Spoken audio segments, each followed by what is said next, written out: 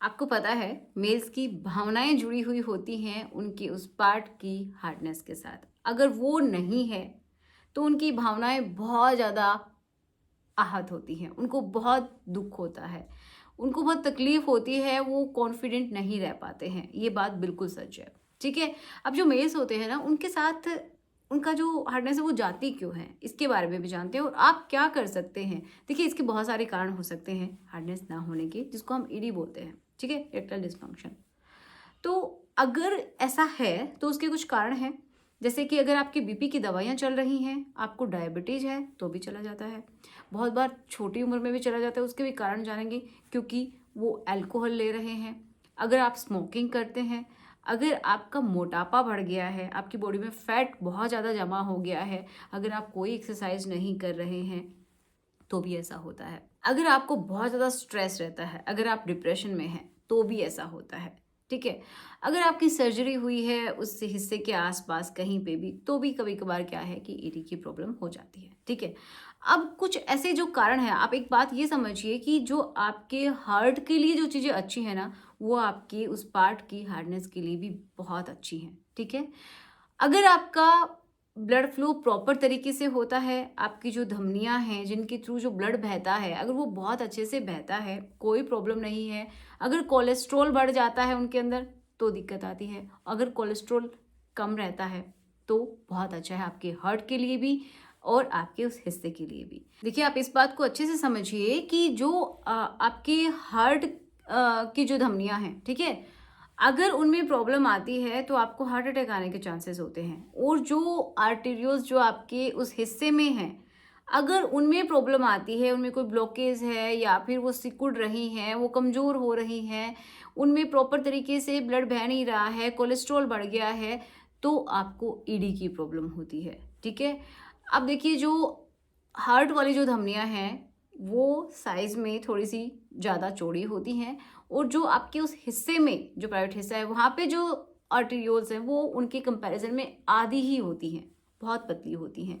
तो इतना मानिए कि अगर आप थोड़ी सी भी लापरवाही दिखाते हैं तो आपको ईडी आने के चांसेस सबसे ज़्यादा हो जाते हैं। कब होते हैं? किसी किसी को तो छोटी उम्र में ही हो जाते हैं, कुछ लोगों को 40 की एज तक आते आते तो हो ही जाता है। ठीक है। बिल्कुल भी हार्डनेस नहीं आती है। किसी किसी को उसके एज के ऊपर हो जाता है या फिर किसी किसी को उस एज से भी नीचे हो जाता है, मतलब लगभग वो 30s में है तभी उनको होने लग जाता है। तो उनका बहुत बड़ा कारण है कि एक्सरसाइज आप नहीं कर पा रहे हैं, या फिर आपका जो बोलते हैं ना खून गाढ़ा हो गया, तो ये समझिए कि कोलेस्ट्रॉल का लेवल आपकी बॉडी में बढ़ रहा है। ओके।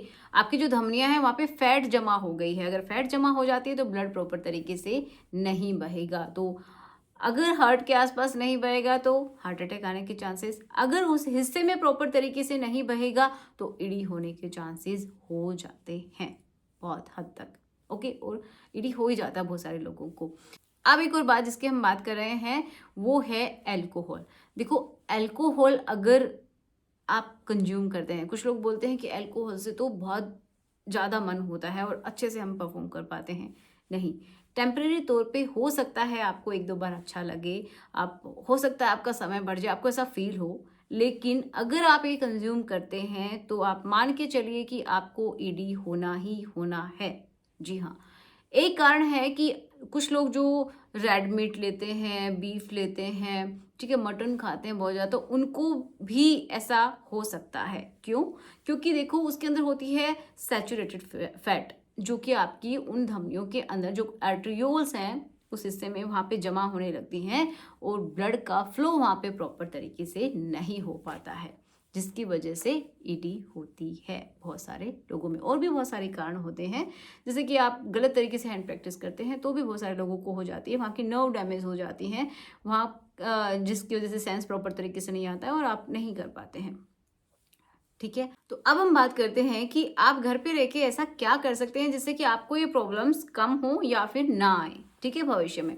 तो उसके लिए आप क्या कर सकते हैं कि आप हेल्दी फैट्स लीजिए, जैसे कि आप सीड्स लें, नट्स लें, उनके अंदर हेल्दी फैटी एसिड्स होते हैं, ओमेगा 3 फैटी एसिड्स होते हैं, जो कि बहुत अच्छे रहते हैं आपकी बॉडी के लिए। ठीक है, ये हेल्दी सोर्स है। अब देखो और आप ले सकते हैं ऑलिव ऑयल का आप इस्तेमाल कर सकते हैं, और डेयरी प्रोडक्ट्स ले सकते हैं, बट लिमिटेड अमाउंट में। अगर आपकी बॉडी के लिए सूटेबल है तो ही आप लीजिएगा।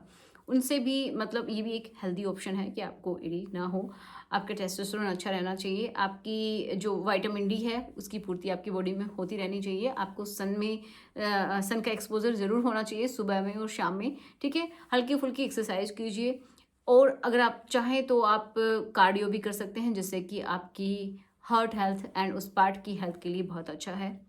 आपके टेस्टोस्टेरोन को भी बूस्टअप करता है।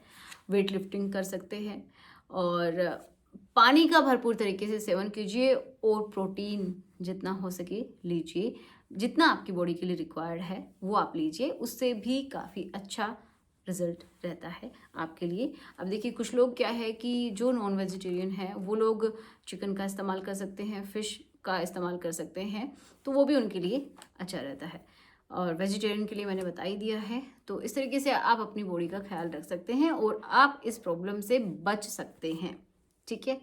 तो आशा करूँगी कि जो प्रॉब्लम्स मैंने बताई हैं, क्या इनके कारण हैं, तो आप उनसे बचिएगा, कोई बड़ी बीमारी अपनी बॉडी में नहीं आए, उसका प्रयास आपको करते रहना है। तो चलिए मिलते हैं नेक्स्ट वीडियो में। Thanks for watching, good bye.